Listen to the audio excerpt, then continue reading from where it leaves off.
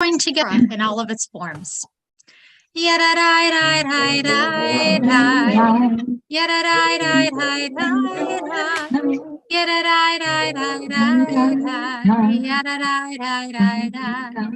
Baruch atah Adonai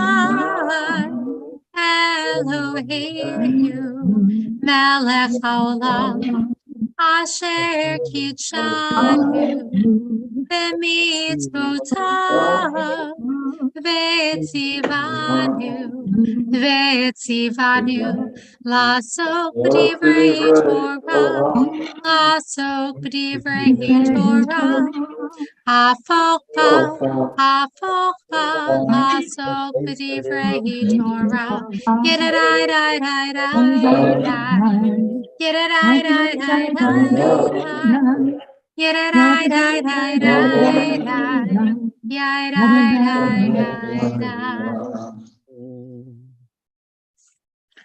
All right, so we're going to dive in. I'm kind of excited to be able to start this different kind of Torah study this year.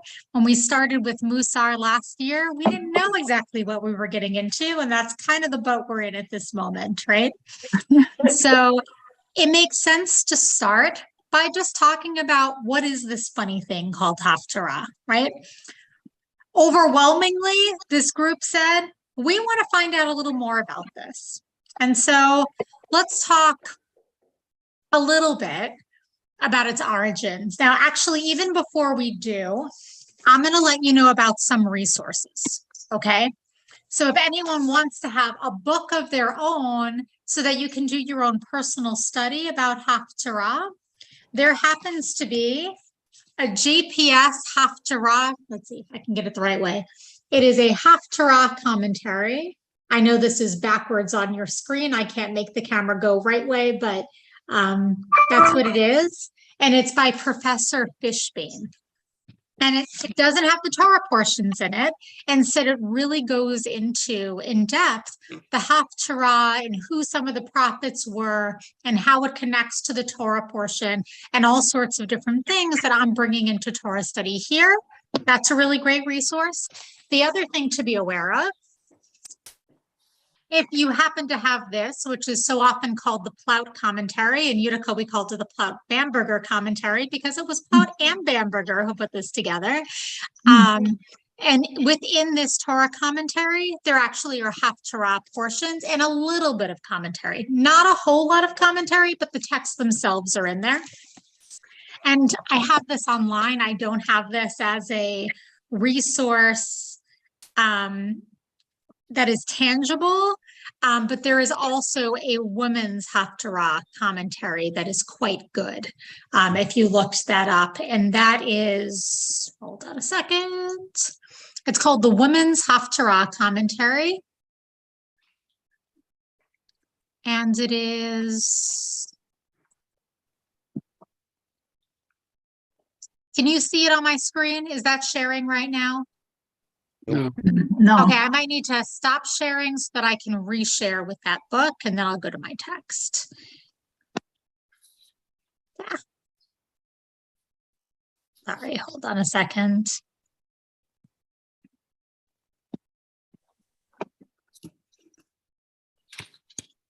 Hey.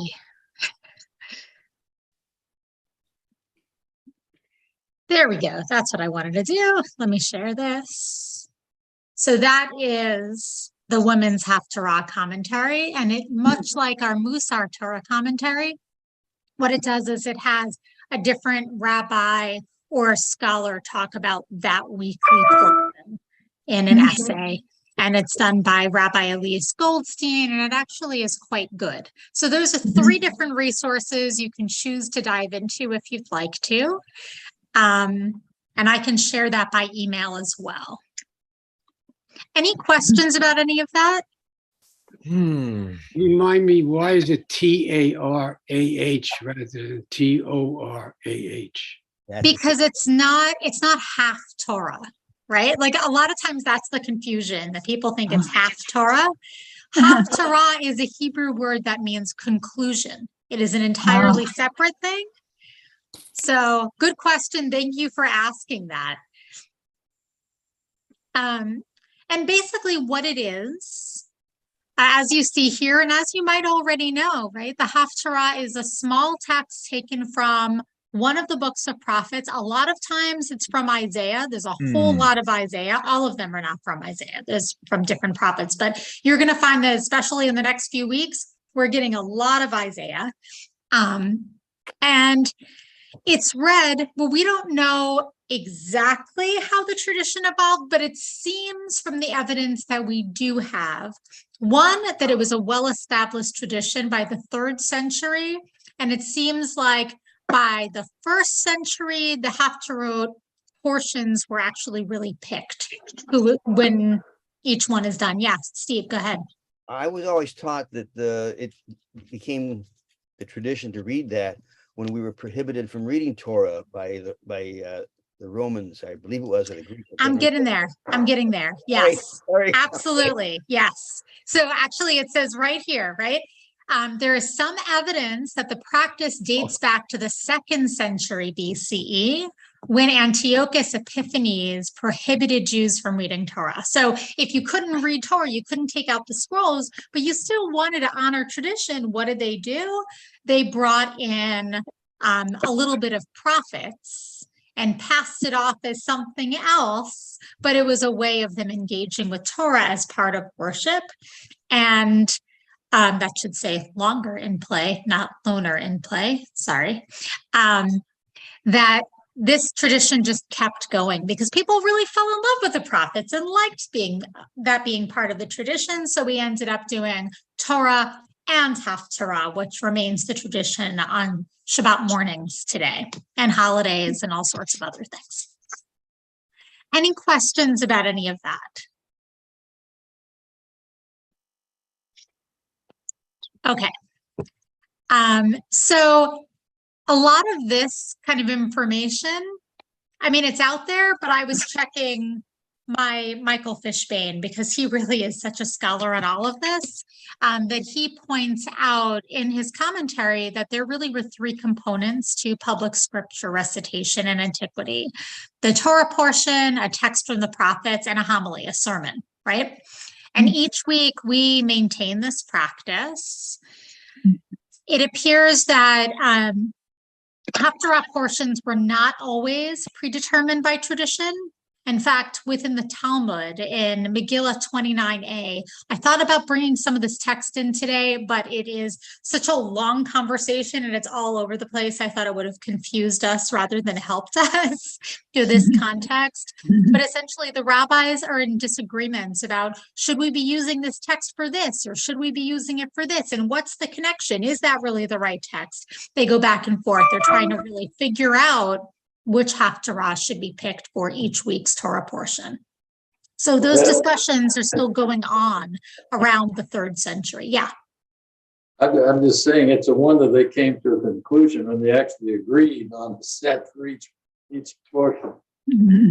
So the truth is, they actually didn't fully. I mean, for the most part, that is true, but there are actually today there are 2 slightly different traditions.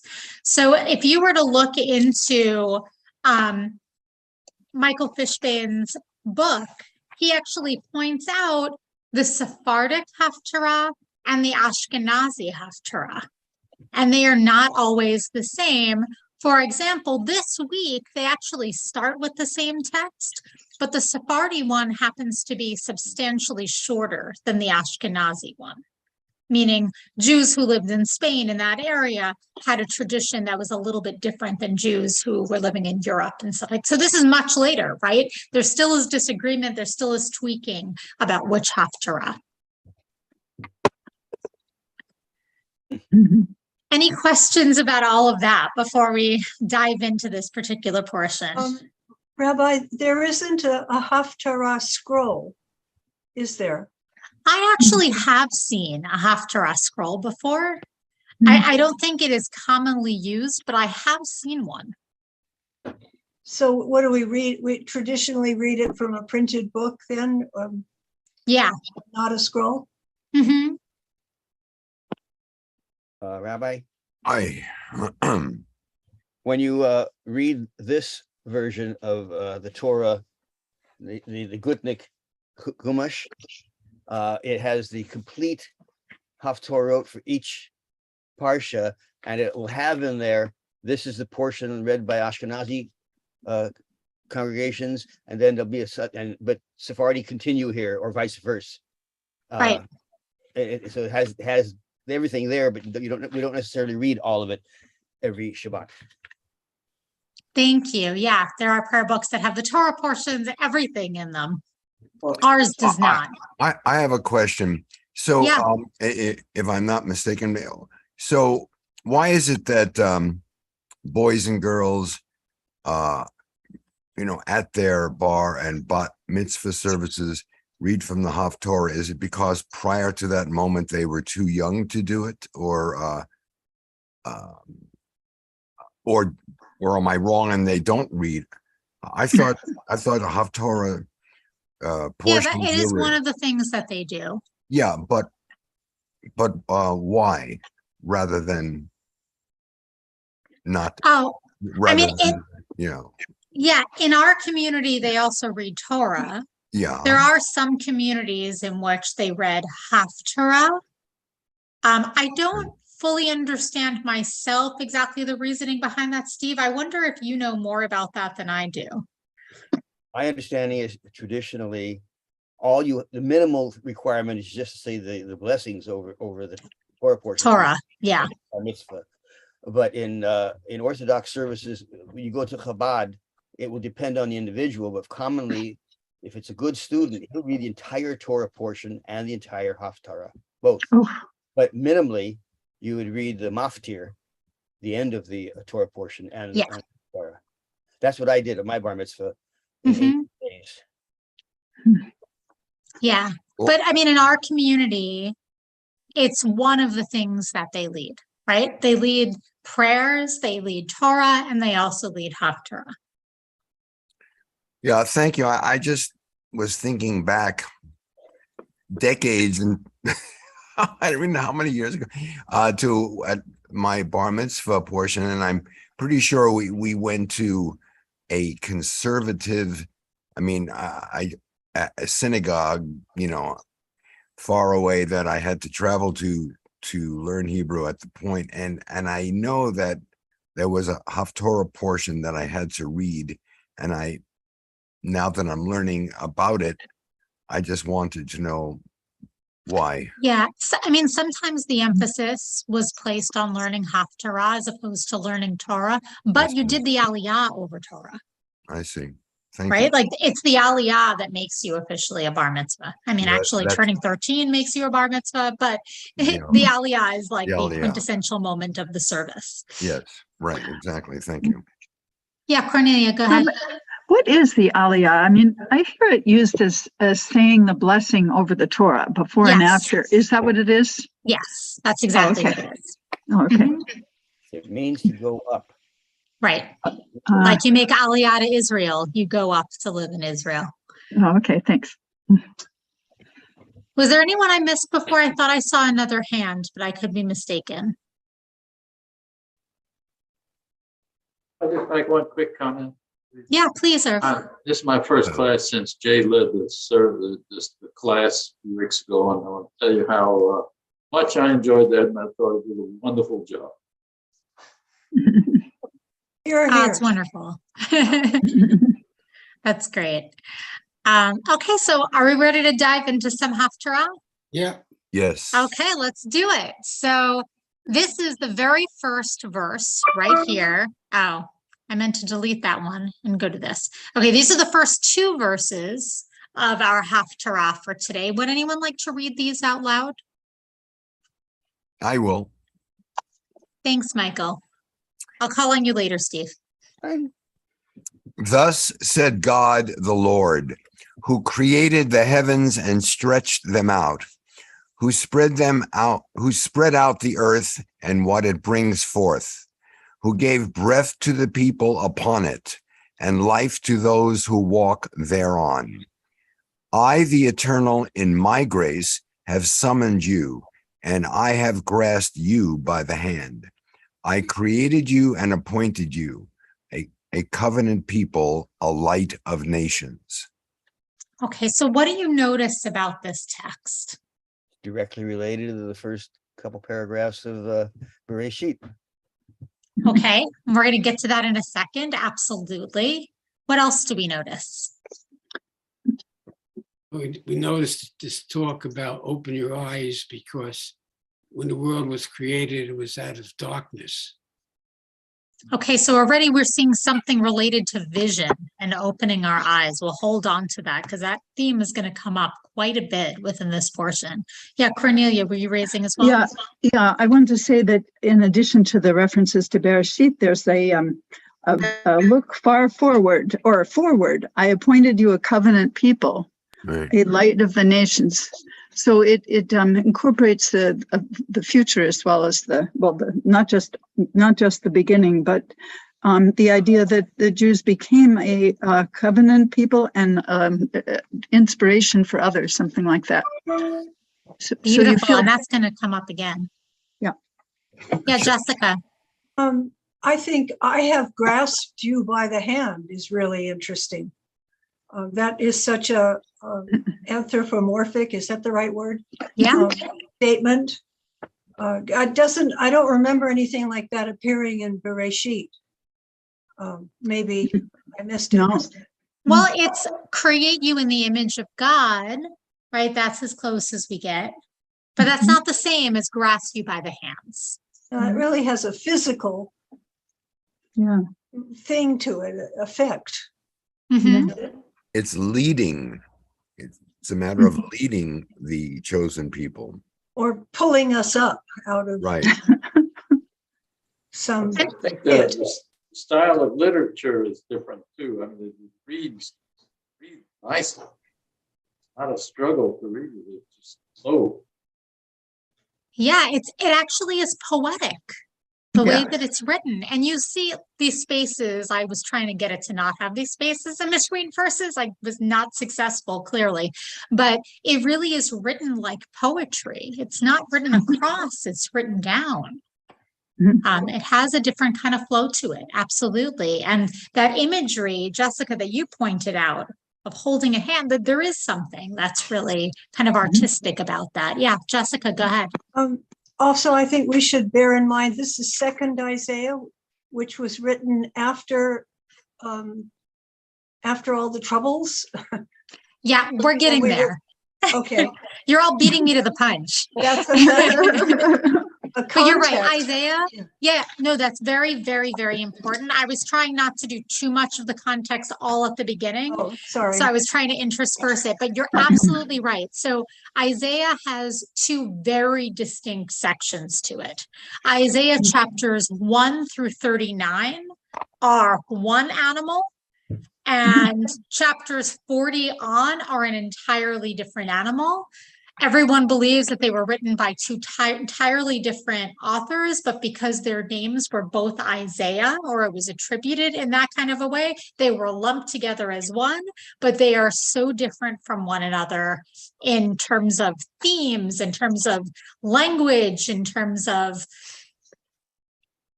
a lot of different ways. They're different from one another. I was introduced to the subject of biblical criticism a long time ago, and they always point to Isaiah, saying that this is proof that it was written by more than one person. The separations. In fact, they thought three people might have authored this stuff. And anyway, I found that very fascinating. Talking about. I also noticed the word for my grace is Sadiq. So that's an interesting interpretation of Sadiq, which we think about as charity and righteousness. But it's the grace of God, eternal my grace. Yeah, that's how it's translated here, right? If we look at the Hebrew, it says, Ani Adonai Karaticha. So I am God called out to you, that tzedek, with righteousness. The chazek, if you look at this word, it comes from chazak, like chazak, fini, chazek, to strengthen, right? Yeah. Strengthen the yadecha, of your hand. So this is saying Like this translation is a little different than how I Different, would yeah. translate it. Right. But the language is really interesting. And this word tzedek that appears here, Larry, you're right to bring it up. It's going to come up later in our text as well, and we'll be able to talk about that. What does that really mean? Right. Yeah, Jessica. Where in the Hebrew is "in my grace"? Is that what they? Yeah, Yes. that's Oh, what they okay. translated is what I just read, which is why Okay. I'm Oh, saying okay. that's not how I'd translate it. Okay. But it is what they do. All right. Thank you. I'm sorry. For me, where it says, and I have grasped you by the hand, God and the Jewish people, I think of a parent grasping a child by the hand and leading them away from danger to any areas that will be good for the child to experience or whatever, and for the child's future. But I like this phrase, even though it is not necessarily in accordance with the Hebrew, as you mentioned before. Yeah. I mean, it is a valid translation. Okay. It's interpreting different parts of it. So like if you look at any commentary, they will all have different translations for one another, right? Two Jews, three opinions. We can all disagree about it. But ultimately we go back to the Hebrew so that we understand a little bit more of the context and why maybe those choices were made. So let's look at this text. Steve, I think, already mentioned that there's a connection between what we just read and our Torah portion for the week. So does anyone want to read these verses here?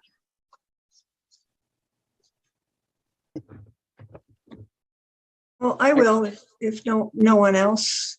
Thanks, Jessica. That'd be great. God called the expanse sky, and there was evening and there was morning, a second day. God said, "Let the water below the sky be gathered into one area, that the dry land may appear." And it was so. God called the dry land earth, and called the gathering of waters seas. And God saw that this was good. In truth, this isn't the only text I could have brought in here to show a connection with the Torah portion. The reason I chose this one was because of this idea of land and sea, and we see that within our text, like created the heavens and stretched them out, who spread out the earth and what it brings forth. So I was just bringing in a small text that illustrates that, but there's a lot of others. And also Larry brought up this idea, no, I don't know if it was Larry. I don't remember who mentioned it. I apologize, of light, right? Right. And that definitely is right there in our first day, even before the verses that I picked out. It was me. It's interesting they translate Shemayim as sky. Usually it would be heavens, which is not quite the same. In contemporary Hebrew, how do they say sky, I wonder? That's how Shemayim. Is it? Okay. Yeah. I mean, you're not wrong. These words kind of evolve over time. Yeah. Yeah. So sometimes it's pretty obvious why a haftorah portion was chosen for a particular Torah portion. Sometimes we really have to work at it to figure out what the connection is. This is one of the times that I think it's a little more obvious, both because the haftorah portion begins with this verse that talks about creation, and obviously Bereshit begins with creation as well. Sometimes it'll be more of a puzzle, as we'll see. Any questions or thoughts about this connection before we talk more about Isaiah? Okay. So As I mentioned, Isaiah is broken up into two distinct sections. And truthfully, those two sections can be broken up into smaller sections as well. But there is a vastly big difference between the first section and the second section. So Isaiah 40 through 66 includes text on the theme of consolation. We saw some of that, right? I take you by the hand. We feel that kind of energy. As opposed to what Michael Fishbane calls oracles of doom in Isaiah 1 through 39, it will not be surprising to you to learn that many of the haftorah portions we have are from the second section of Isaiah, not the first one, right? It's supposed to be uplifting. It's supposed to motivate us.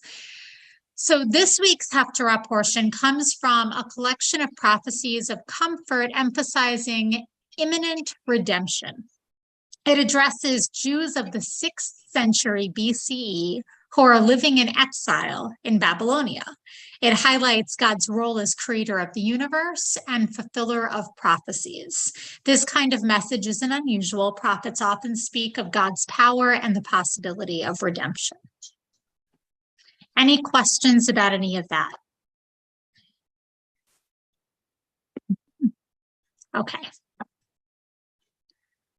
So let's go into a little bit more of text from this portion. You'll see that I bolded a few things. We'll go into exactly why. Does anyone want to read this text or some of this text? I will. Thank you.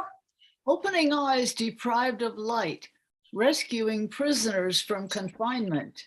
From the dungeon, those who sit in darkness. I am the Lord, that is my name. I will not yield my glory to another, nor my renown to idols. See, the things once predicted have come, and now I foretell new things. Announce to you ere they sprout up. Sing to the Lord a new song, his praise from the ends of the earth. You who sail the sea, you creatures in it, you coastlands and their inhabitants. Thank you so much. Yeah, Tom. No, I was just going to say, I ordered that the book by Heschel, Prophets. I didn't really start on. I just barely started, but I checked this section. It was just interesting. He said that this is the first time in all the prophets where God is speaking in first person. It changes from third person, and then right here it starts going direct in the first person. Just kind of interesting right at this section. Yeah, and when we go to another text in a little bit, some of what God says in the first person is pretty amazing. We'll be able to dive in. So thanks for bringing that in, Tom. So what kind of, oh, well, actually, no, I wanted to talk first about this bolded area right here. See, things I predicted have come, and now I foretell new things. Cornelia, I think you pointed out something about like looking to the future from the last text, right? And essentially, this is a literary technique that's often brought up in prophets in order to say, like, I'm about to give you this prophecy. I want to remind you that prophecies in the past have proved to be true. Don't discount what I'm going to say. Do it. Take it seriously. So this kind of language occurs often within the prophets to give that message. Yeah. I just wanted to mention too that in this section that we just read, it combines the doom and gloom theme with the comfort theme. It's like it transitions from one to another with the new things. Well, it doesn't really do the comfort, but it says there's going to be something new. So presumably they're getting out of their dungeon and so forth. Right. And that's what comfort is, right? You've been going through a hard time. This is speaking to a people that is in exile, that's struggling. They don't have the channel. And so this is saying, like, you did something wrong. That's why you're in exile. That theology we could talk a lot about. I find it more than a little problematic, but that was the way in which it was looked at, right? And so I can help you. I can help you to restore that. Come back to me. Yeah, Jessica. In Bereshit, we end up in exile. We're exiled from the garden. And so That's maybe true. that that has also to do with this, that things might not be so bad as we think out there in exile. I think that's a message that we can take today. I don't think the rabbis wanted to give that message, right? Like for them, Israel is like, that is who we are. That is our home. We don't want to say things are okay out here in exile. They're not. We need to go back home. Right? Okay, yes. Well, this was exile from Israel, which was different from the exile from the garden, because that was adjacent to the garden. I don't know. That's geography. I'm not a little bit vague on where things were. But I mean, you're right to point out this theme of exile.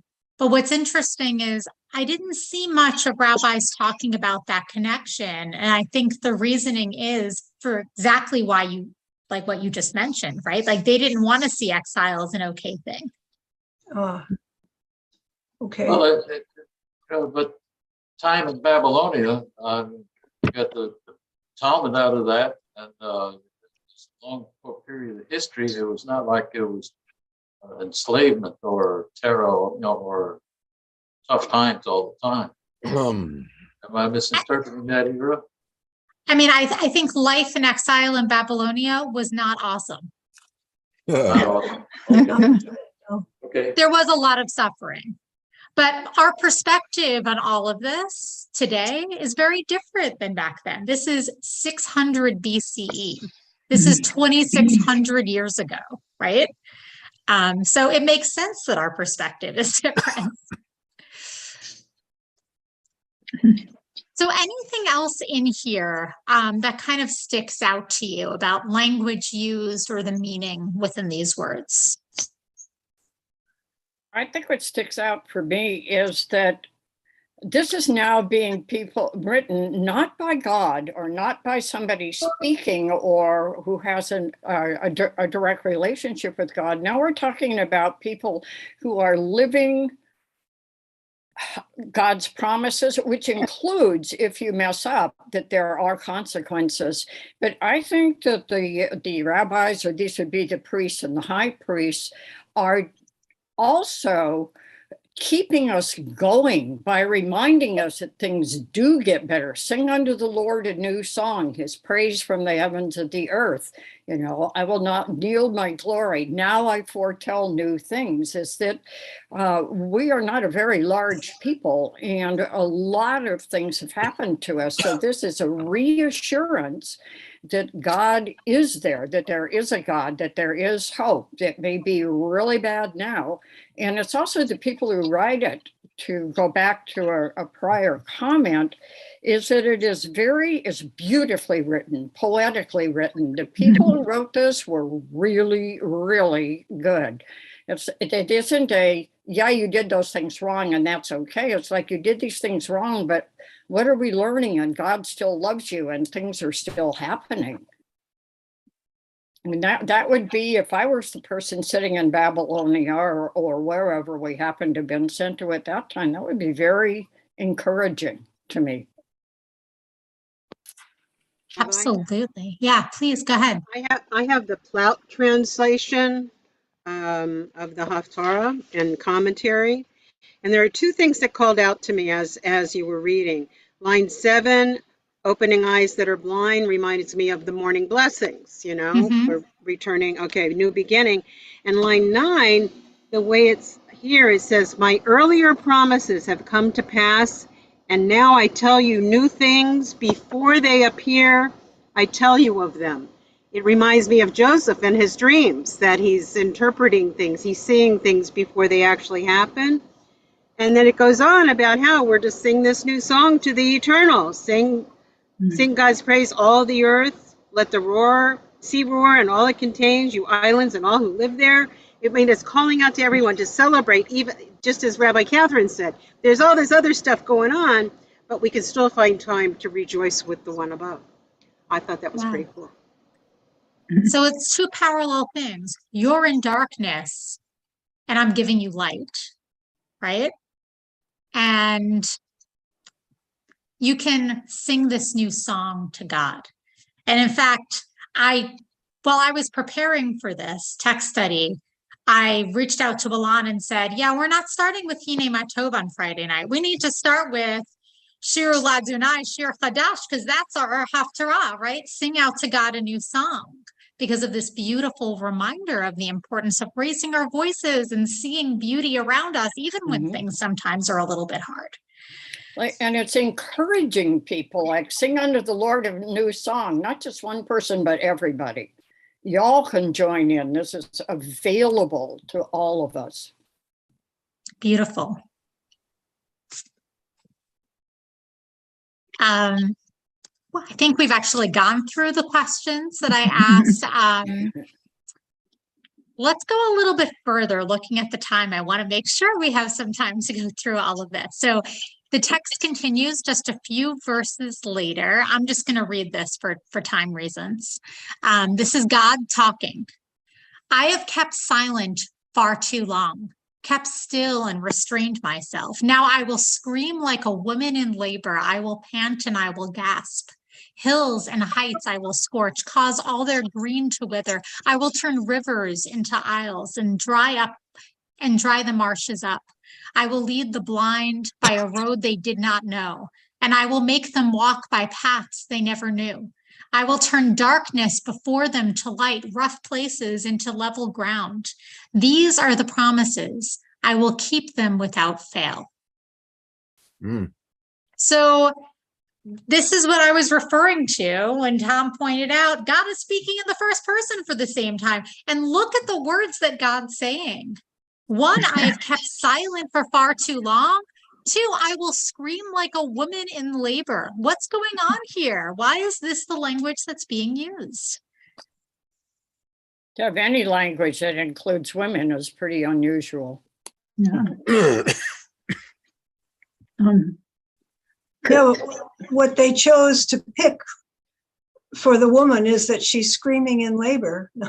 You know, that's kind of strange, I think. Maybe I think the author may have had a way of showing that people were not too happy and things, where is my God kind of a syndrome. This is a little quick to say, I've been quiet for a while. I'm back in the action, so pay attention. Things are going to get better. I think that the image of the woman in labor is really saying perhaps that God feels we're giving birth to new people here who can see the light, who can walk with God and follow a path. So it's a rebirth. Yeah, and actually that theme, Cornelia, I saw you shaking your head. Did you want to say something on that? Well, I was going to say something similar but to that, actually, that it's like God's giving birth, which is even more amazing. He's God, I shouldn't have said he, but God's taking the place of a woman in labor. That's pretty amazing too. But I wanted to talk about something else too in this passage, is the seemingly unmarked transition between things being bad and things being better. It's like almost unmarked. So I don't know if you want me to, I will make them walk by paths they never knew, and then suddenly we're going to light. I will turn darkness before them into light. That's very strange. He doesn't even say, well, I changed my, or God doesn't even say I changed my mind, or, doesn't announce the transition at all. So I find that unusual. I think it's also pointing out you're in a new place, a new time. Things are always changing. They are not static. And it's a lot of work and a lot of birthing. There's a lot of painful work, but look what comes out of it.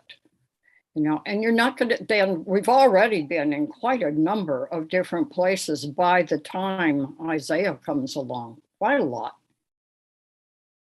Yeah, I think that this imagery about light and darkness, I want to come back to that in a second. Yeah. But there is one thing that I just want to go back to with this woman in labor, right? On Rosh Hashanah, Michael, I see you. On Rosh Hashanah,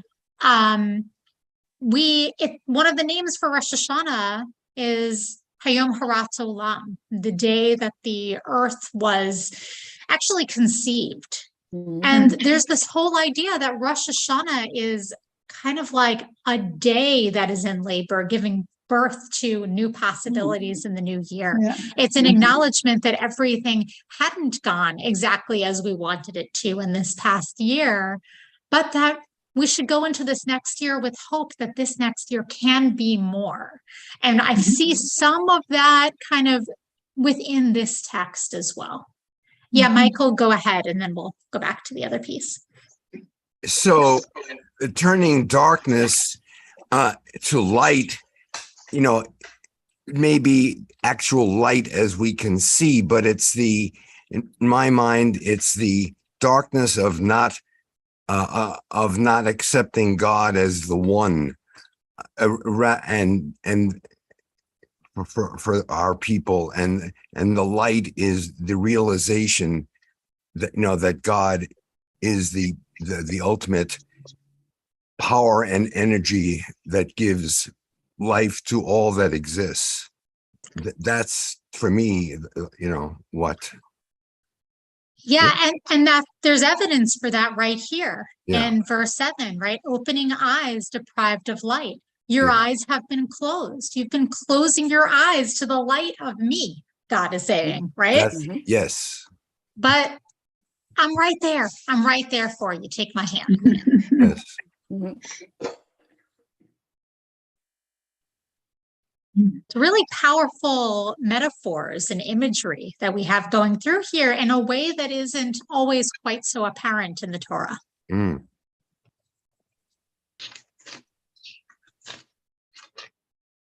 So why do you think it says that God has been silent for too long?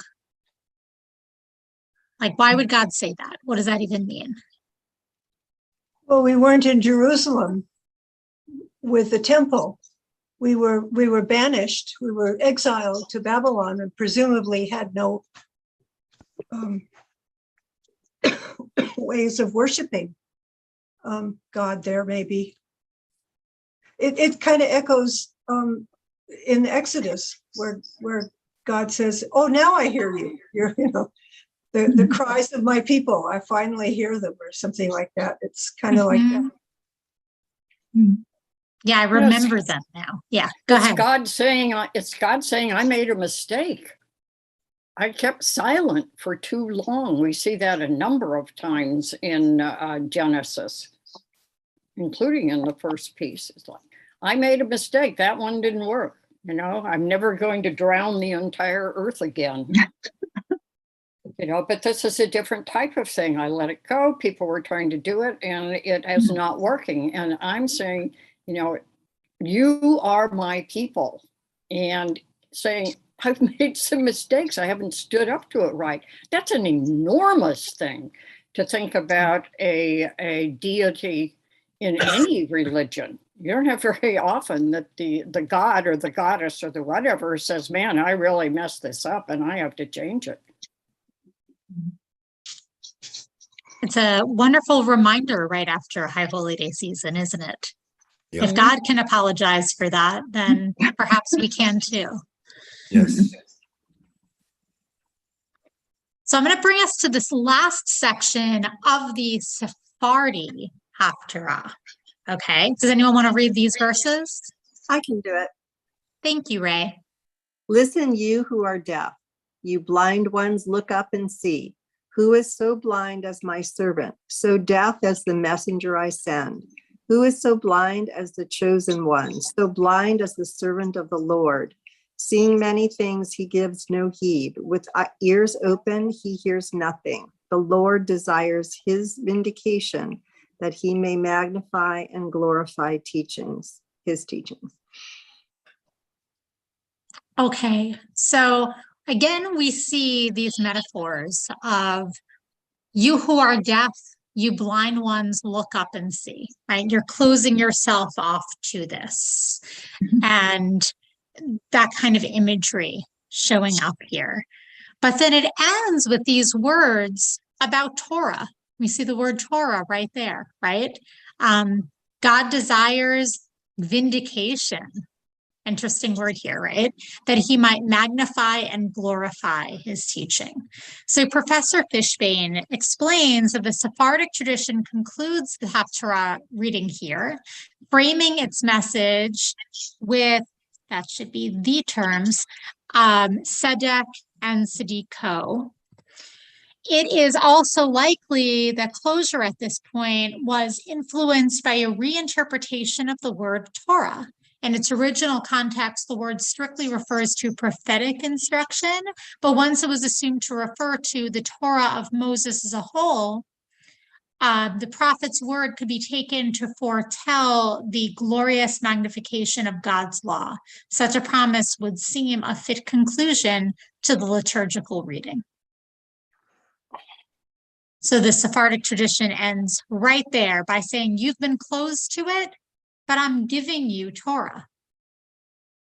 Pay attention, learn from it. Allow yourself to take in the light of Torah, right?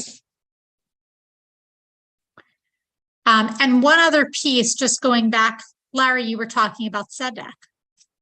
And if we notice, this last verse ends with that exact root. Okay, so commentators actually point that out, that if in the Sephardic haftorah, it begins with tzedek and ends with tzedek, but perhaps those tzedek mean different things. Rashi said, God desires to show you and to open your ears for righteousness' sake. Therefore, he magnifies and strengthens the Torah for you. Okay. That's just kind of referring back to the Torah. But this idea of tzedek here is translated as vindication.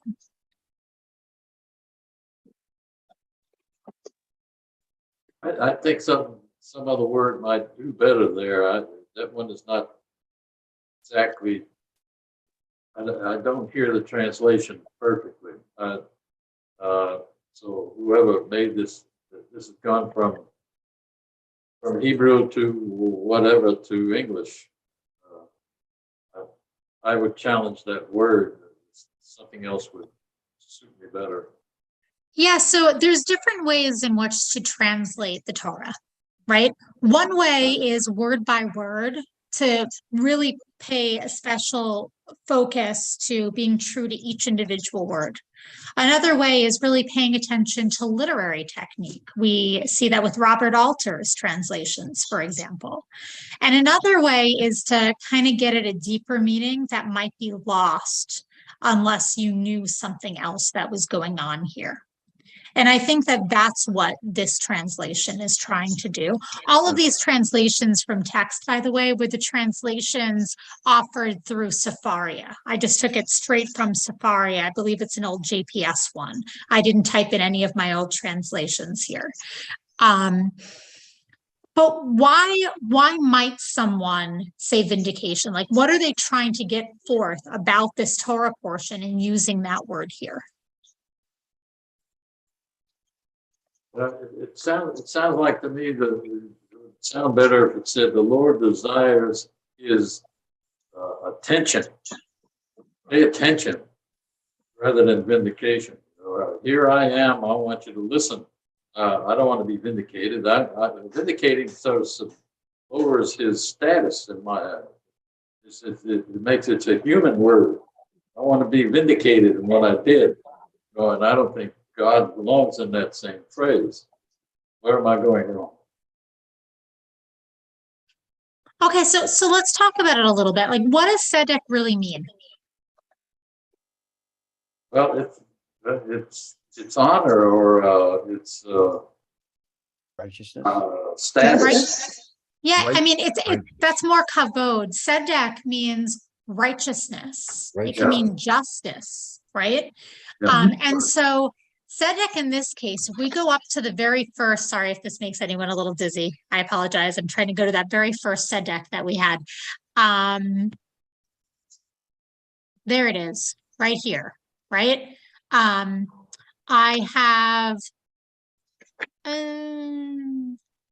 I've called out to you with righteousness and with strength, take in your hands, right? So Yeah. I'm trying to connect with you deeply, to Right. help you to really connect with Torah, with everything that I'm giving you, so that you can live your lives in meaningful ways. And what have you done? You've scored me. You've done all of these things wrong.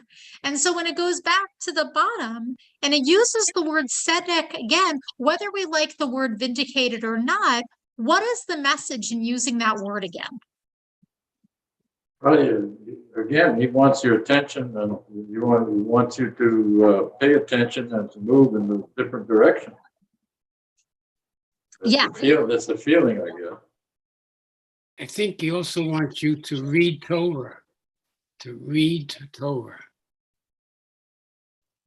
You're vindicated through your understanding of Torah.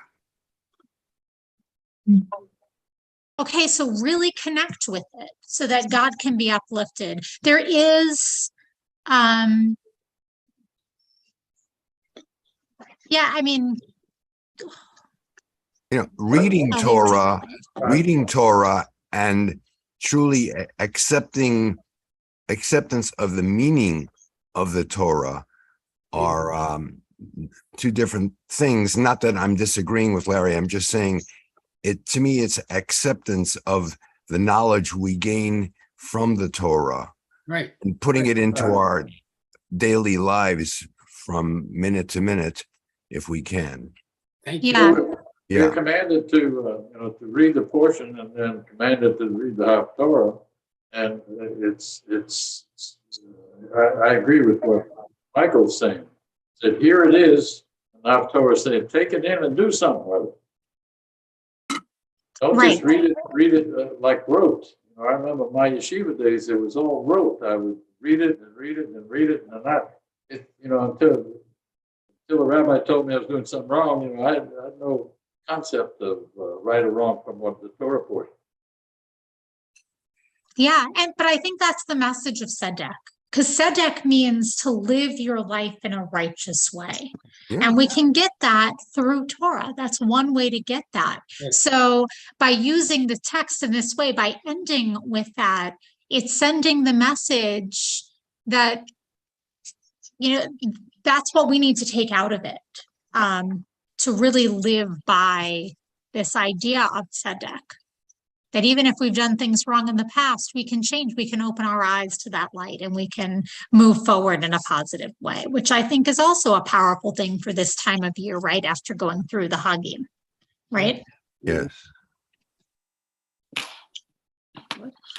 All right, I'm looking at the time, and there is really no chance we're getting through all of this text, and that's okay, but let's do just a little bit more. So I'm not going to read this piece. If you thought that there was a little bit of doom and gloom before, there definitely is a lot more right now, where it's saying, like, you people, you made all of these errors. Look at what happened. Look at what you allowed to happen, right? That's what that text is.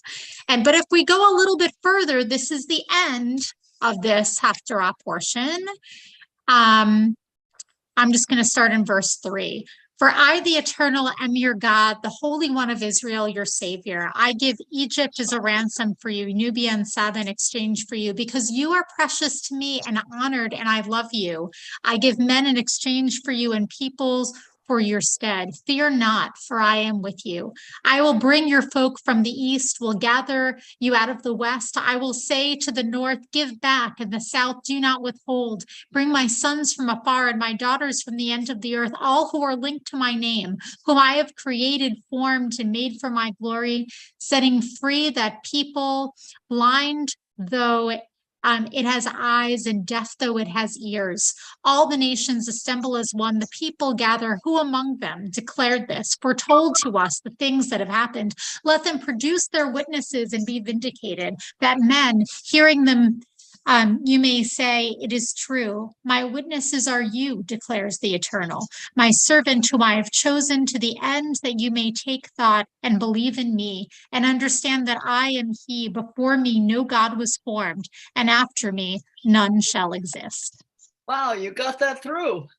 Yeah, I just skipped the other text so that we could.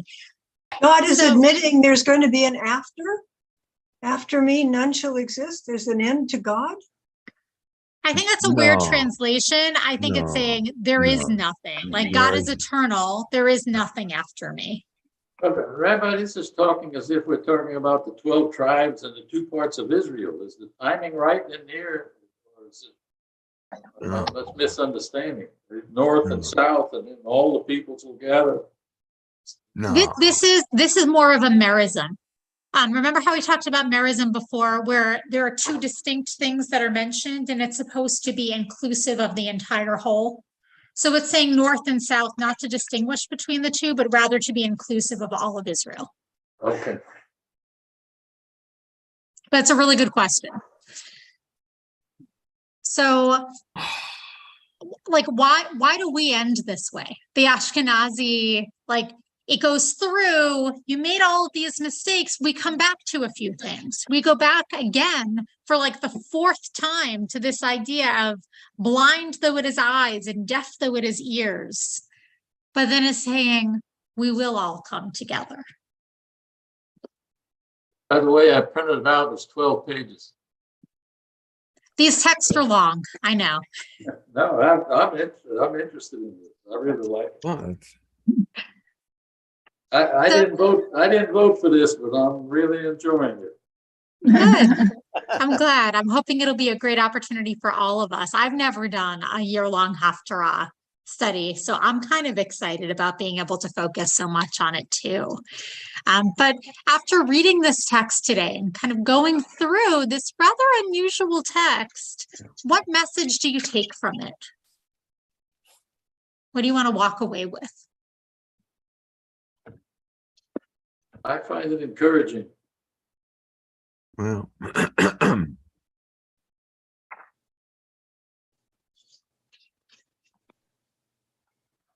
Yeah, it's supposed, yeah, go ahead. Oh, sorry. That God who was with us at the beginning of creation and created us is still with us through these horrible times of being exiled to Babylon and having to fight our way back to Jerusalem. It's the And same. even God. by extension, sorry, Jessica. No, I'm done. I'm done. Yeah, even by extension, God is with us now. yeah. Through the pandemic, through everything that we're going through, God is with us. We might not always see God. We might not always hear God, but God is there. Every moment. I just wanted to say something. What I got is have no fear, for I am with you. That's Beautiful. the big one. That's the big one. That's a good mantra. Yeah, Cornelia. I guess this is sort of like what other people are saying, but there's so much relationship between God and human beings. I get that on the part of God, particularly. There's so much intensity, wanting to continue that relationship. Yeah. Beautiful. So it's also a model for how sometimes not everything goes well in some of our relationships, but if we go back to this fundamental appreciation for one another, and that can get us through even hard times. I think there's like God is the head of the team, but we are all on the team. It's like God doesn't do all of it himself. It's like he is the major leader of everything. But if you work together, with God as the leader, but if you decide to work together, things will become better. It does, to me, emphasize the need to take part in what is going on. You can't just say, okay, I give up. It's not an okay, I give up. It's I may stumble, I may fall, but that God is there to help pick you up and move forward. It's not a promise that it's always going to be perfect. And I think that's really important that you realize, that things do change, and a lot of them are out of your ability at all to take care of them. And to me, it's very comforting to think of that. You're not alone. Yeah, absolutely. Is there a Musar connection? Some questions from there. There are a few, but I think we had a lot of text today. And now it's 2:01. So I didn't bring in Musar today. It just would have been way too complicated. Oh, I know.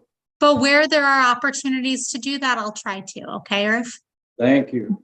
Thank you All very right. much. Thank you all so much. I look forward to studying next week with all of you. Right. Thank you. Thank you.